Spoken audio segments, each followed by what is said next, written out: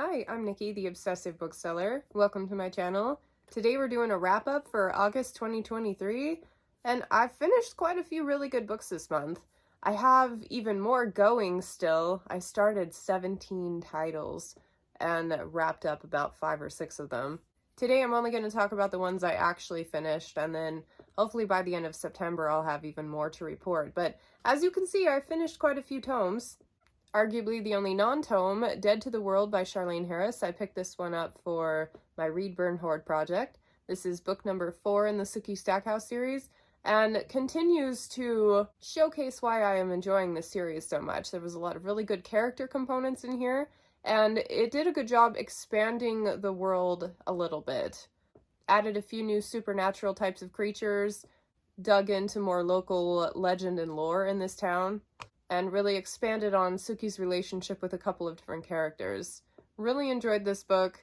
If you've watched the show, this particular novel won't stand as well on its own because if you've seen the show, then the punchline of this one is spoiled already, but still a highly enjoyable read. I finished Wrath by John Gwynne. This is the final book in the Faithful and the Fallen series. I've been inching my way through this for a couple of years, and I have finally finished, and I loved it. I perhaps didn't like it quite as much as I liked the third book. That one really had a good, momentous arc, whereas this one, the first half felt like we were putting all the pieces in place so that we could get the story going for the grand finale. So it was this very gradual build. It was interesting. I love spending time with these characters. Obviously, a bunch of gut-punching moments. And overall, I like where the series ended. Gwyn takes a lot of traditional tropes and then gives you just one or two things unexpected with each one. And that variation is enough to make me think this is a solid recommendation for anybody who loves classic fantasy but is kind of sick of the same old thing. His writing style is also one of my all-time favorites. I love how he's able to build this amazing pacing and momentum within each character, within each chapter, and they kind of play off of one another as he expands in his full novel. It's just really good. My patrons and I are going to pick up the continuation trilogy. It's set like 1,000 years later in a month or two, and I'm really looking forward to that. Overall on this one, I think I'm landing at a 4 out of 5 stars. The third book really did take the cake for me. For Project Read Burn Hoard, I picked up Dune by Frank Herbert, and then immediately picked up Dune Messiah with my patron Alyssa. I loved Dune. I did not expect to love Dune. I was going into it just wanting to see what all the excitement was about, what I've been hearing about for years, but thinking that it probably wasn't going to work for me. Like perhaps the text would be too aged, perhaps the dialogue would be a bit clunky, perhaps the context would be a little bit outdated. I didn't find any issues with it at all, and in fact absolutely loved the world building component. It is one of the best books I've ever read at creating this atmosphere. This incredible X factor of moodiness that you can just feel coming off the pages. Like, when you read this book, you might feel thirsty. You might feel like the hairs on the back of your neck creeping up during some of the more intense scenes. And I thought the whole thing was brilliant. I enjoyed it immensely. And then I moved on to Dune Messiah. Dune Messiah lacked that incredible atmosphere. It lacked the world building component. But what it did do was expand on a lot of the political workings of what the characters had going on, and it really fixated on their interpersonal problems and very slowly got them from point A to point B to set up for Children of Dune. After having read it, I can see why some people warned me off continuing the series, because it really did not deliver the same type of read that I got from Dune. And I went into it expecting all of those same elements to hit just as hard. So the fact that we shrunk it down and were narrowly focused on just the politics, it was still an interesting read, but it wasn't a wow, amazing read. Now, I've already started Children of Dune, and just from the first 20%, all of the stuff that I loved in the first book has started to come back in Children of Dune. So if you can make it through Dune Messiah, it's a good book, it's just not as amazing. It seems like Children of Dune is where it starts to expand everything again. And so overall, I'm still wildly enjoying the series. I would say Dune is a close to a 5-star read, and Dune Messiah about a 3-star read. But overall, I am so grateful for Read Burn Hoard because I would not have picked this one up otherwise within any reasonable time frame. I can't believe I waited so long to read it. My patrons and I read The Spear Cuts Through Water by Simon Jimenez for Patreon Book Club, and this book is kind of a work of art. It's very beautifully done, very creatively done. It uses a combination of first, second, and third person POV points to tell the story. And at the beginning, especially if you're doing the audiobook, it's quite confusing. It's kind of omniscient, so it'll mention a guard in the palace grounds just in passing, but then it will jump into that person's perspective and give you a couple of thoughts that they're having. In the audiobook, it's a change in inflection of the voice. In the physical book, it's actually like a separate paragraph, indented and in bold, so it's much easier to follow when that's happening in the physical copy. For at least the first 20% of the book, I feel like creativity came at the sacrifice of clarity, and I usually don't have a lot of patience for that. In fact, the only reason I continued the book is because a couple of patrons really love this one. But I think for me, it kind of missed the mark just a little bit. I appreciated the piece of art, like the beauty of the story, and it had a lot of like really visceral imagery, like some scenes that'll kind of just stick with me for quite a while. But once I hit the first arc of the story, I felt like my momentum to continue beyond that died. Like it felt like the end of a book, and then the book kept on going.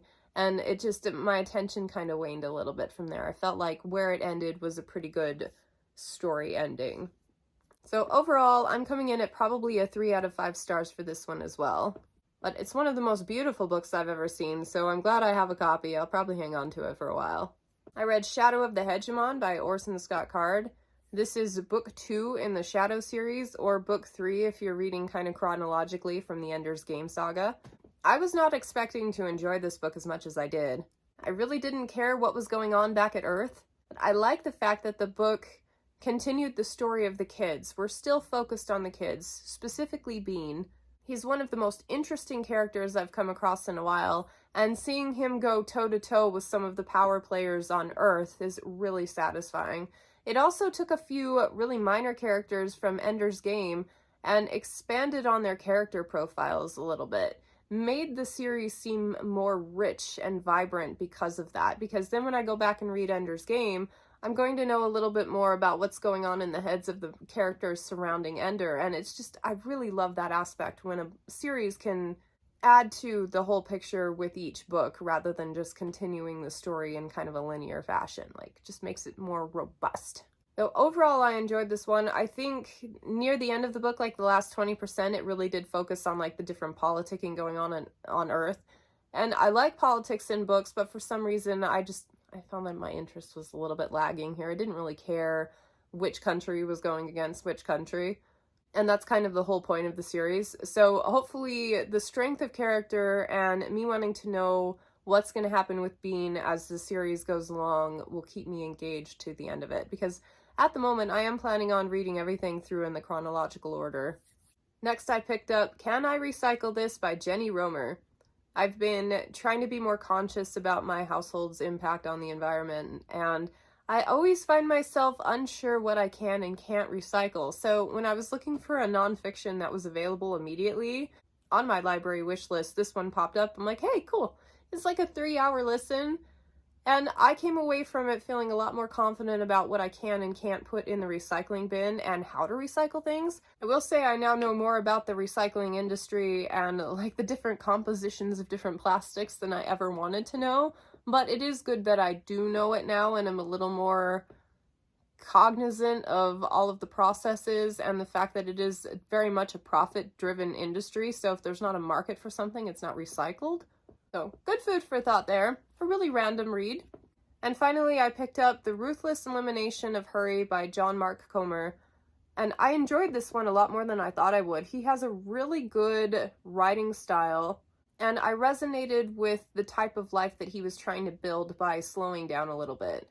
He is a religious pastor from Oregon, and most of the book was from a non-secular point of view.